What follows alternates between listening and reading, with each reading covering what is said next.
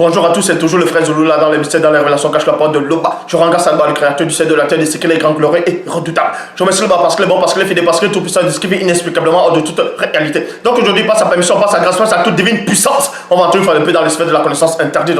Car vous savez qu'il est dit dans Proverbe 19 que le manque de sens n'est bon pour personne, et dans Proverbe 25 la gloire de l'homme est de cacher des choses et la gloire du roi est de sonder des choses. Niaman est dit dans Jérémie 33 de maman, je te relèverai des choses cachées, des choses que tu ne sais pas. Et dans Jean 3:11, nous disons ce que nous savons et nous rendons témoignage de ce qu'on a vu. Aujourd'hui, nous allons pénétrer dans la source même de la haute connaissance interdite. Vous savez que beaucoup de personnes qui se disent pasteur, révérend, bishop, maréchal, apôtre, révérend, qui n'ont aucune substance spirituelle, ceux qui se disent envoyés de Dieu ou inspirés, qui viennent polluer Internet avec des parlivins, des choses qui n'ont pas de sens, des récits qui n'ont même pas de compréhension, dépourvus de spiritualité, ont déjà beaucoup parlé du livre de l'Apocalypse et beaucoup se sont trompés dans le livre de l'Apocalypse.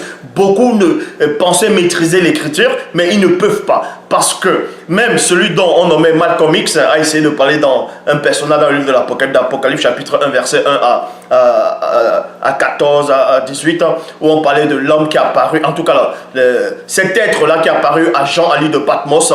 Et lui, dans Malcolm X, Malcolm X lui avait dit que c'était le Christ qui est apparu.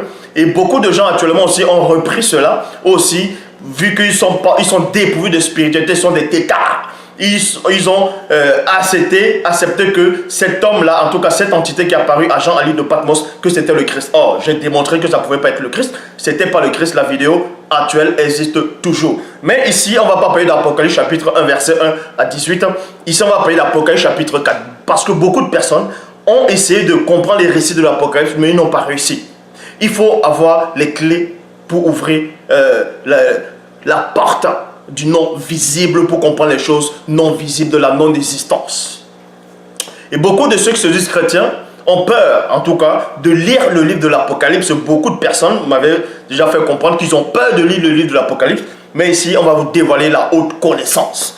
Apocalypse chapitre 4, verset 1 à 16, il est dit: après cela, virgule, après cela, je regardais, il y a virgule. Donc, celui qui parle ici, c'est Lakisame. Lakisame, dans les Bibles actuelles classiques, on le nomme sur la personne de Jean. Ici, pas Jean-Baptiste, mais Lakisame, Jean, l'apôtre de Christ.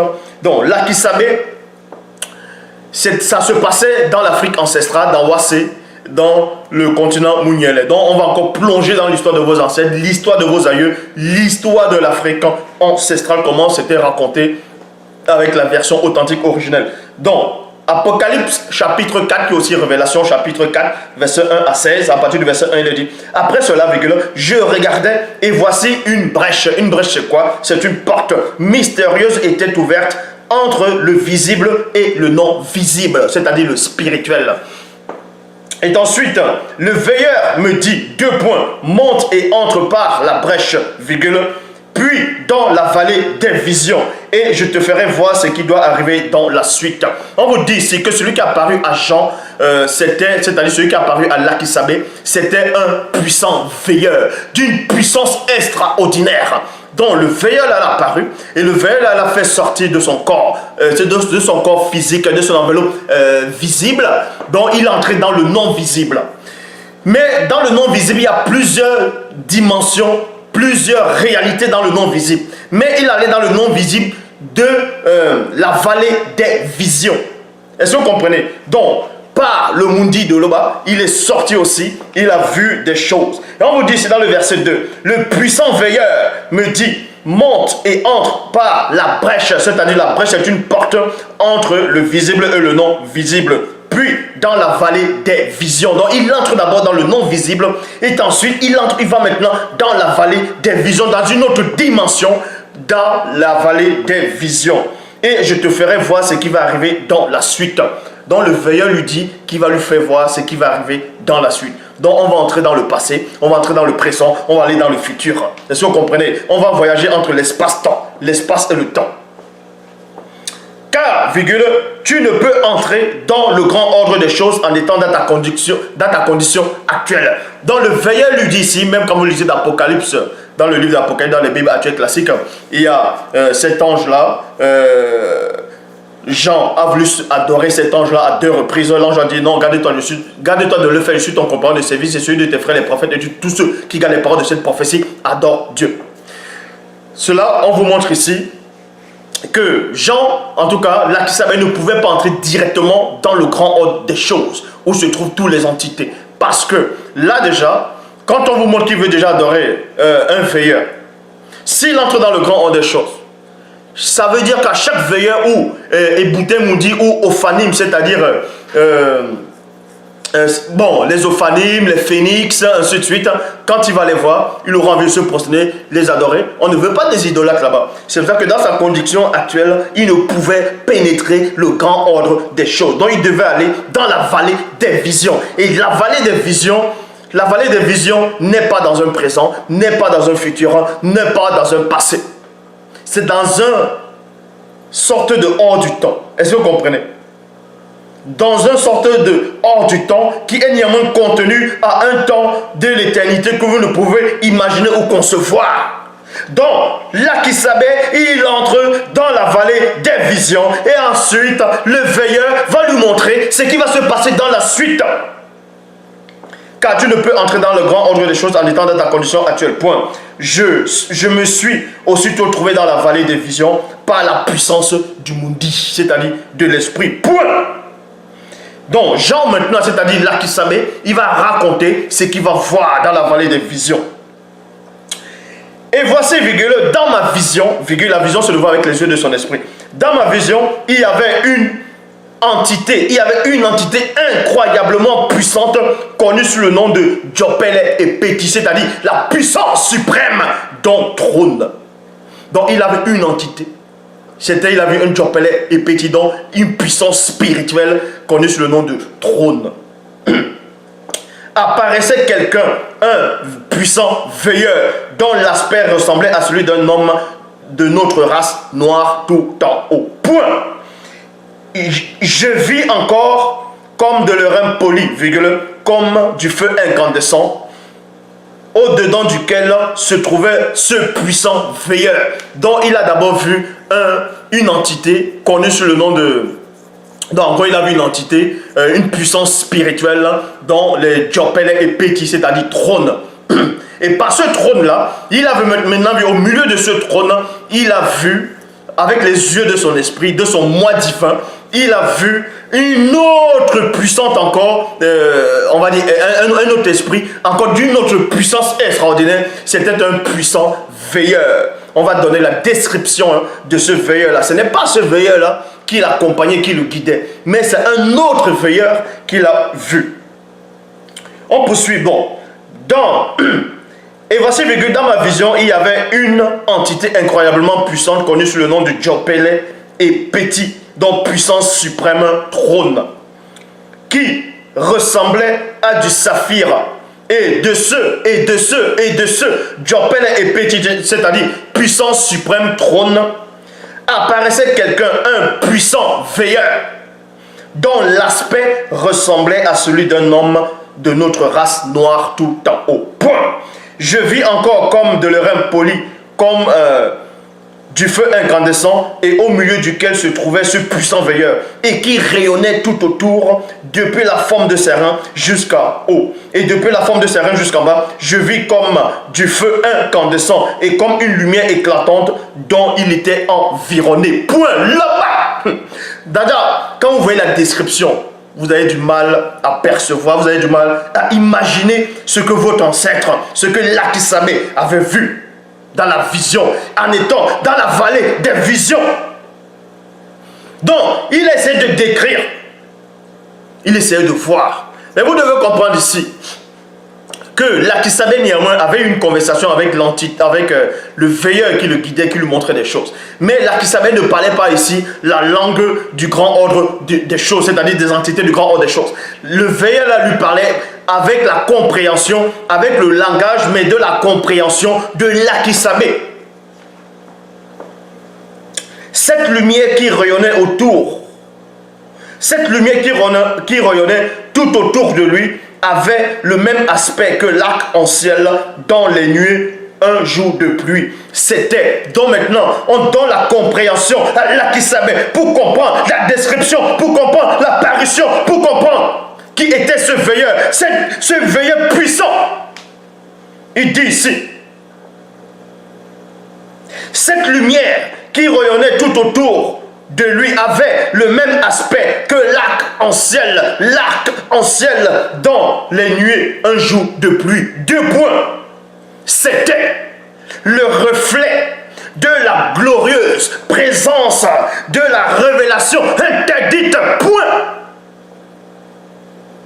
Donc, là qui savait, qu'est-ce qu'il a vu? Il a vu le reflet de la glorieuse présence de la révélation interdite.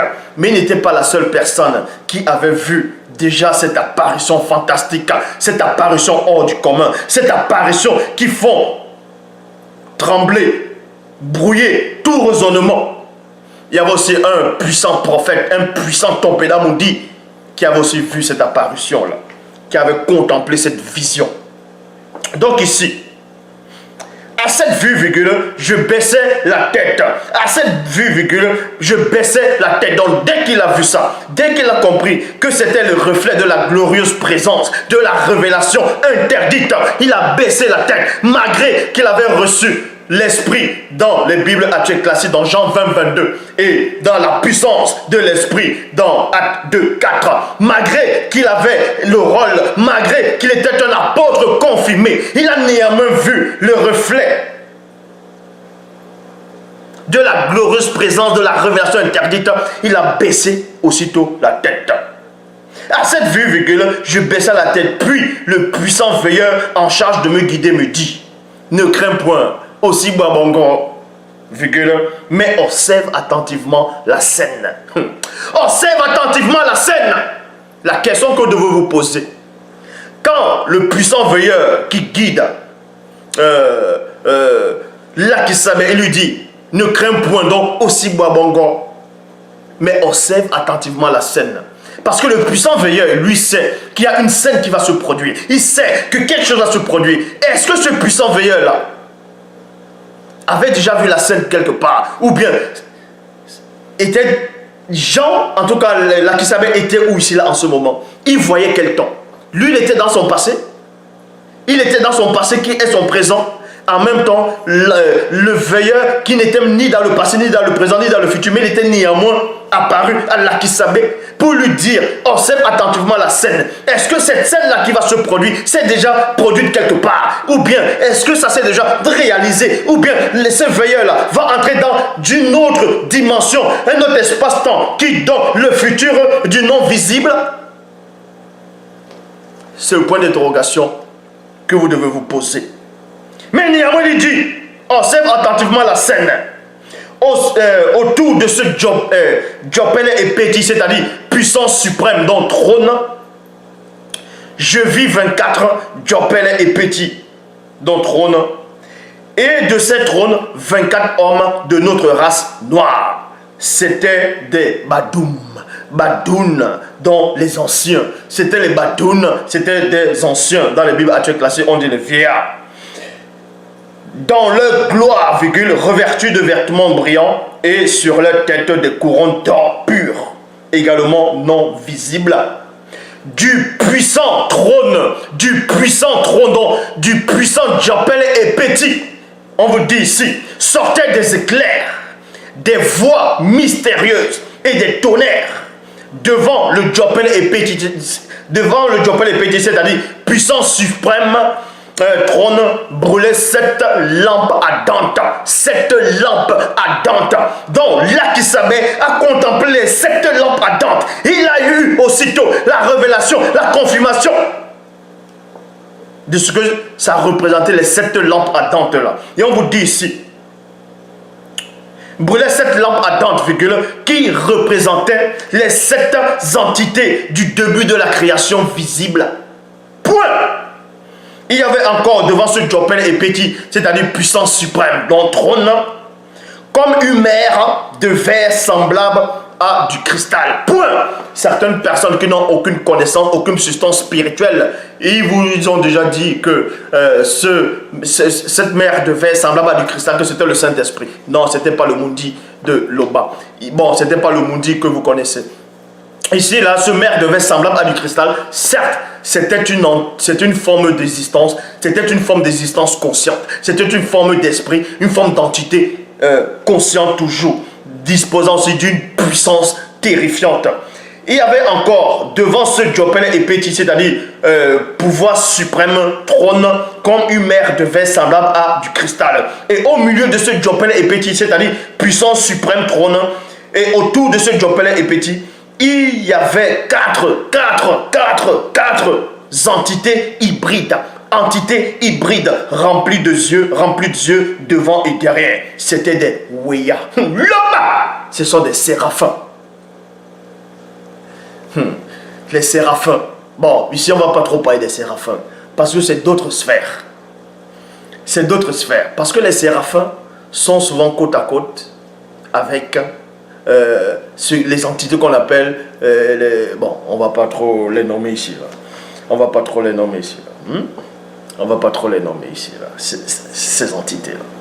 Mais il y avait encore devant ce Diopèle est petit, c'est-à-dire pouvoir suprême trône comme une mer de verre semblable à du cristal, et au milieu de ce Diopèle est petit, et autour du Diopèle est petit, il y avait quatre entités hybrides remplies de yeux devant et derrière. C'était des Weya, c'était des Weya, donc des séraphins. Point.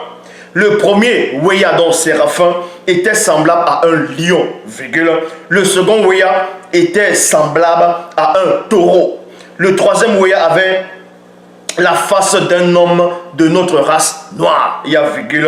Et le quatrième Weya était semblable à un aigle royal.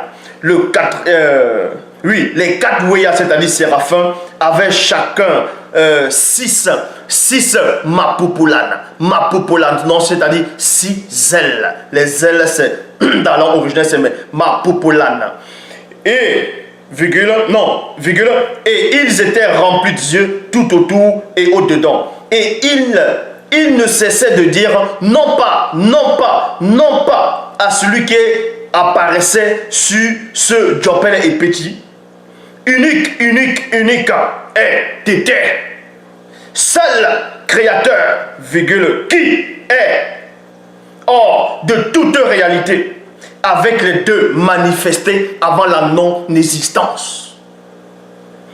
Quand les Weya, c'est-à-dire séraphins, rendaient gloire et honneur et action de grâce à Tété, virgule, les 24 Badoum, c'est-à-dire les 24 anciens, prosternèrent, déposèrent leur couronne et se prosternèrent non pas devant celui qui paraissait sur ce Diopèle et petit, c'est-à-dire puissance suprême dans trône, mais ils adoraient spirituellement Tété en eux-mêmes, qui est hors de toute réalité, en disant 2 points.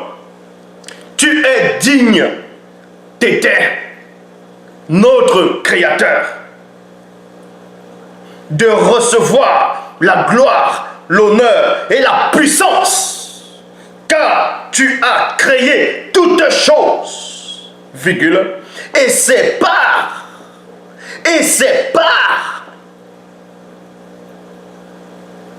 la manifestation de ta seule volonté qu'elles existent et qu'elles ont été manifestées. Là-bas, voici une petite démonstration de la haute connaissance. Tété s'est encore glorifié.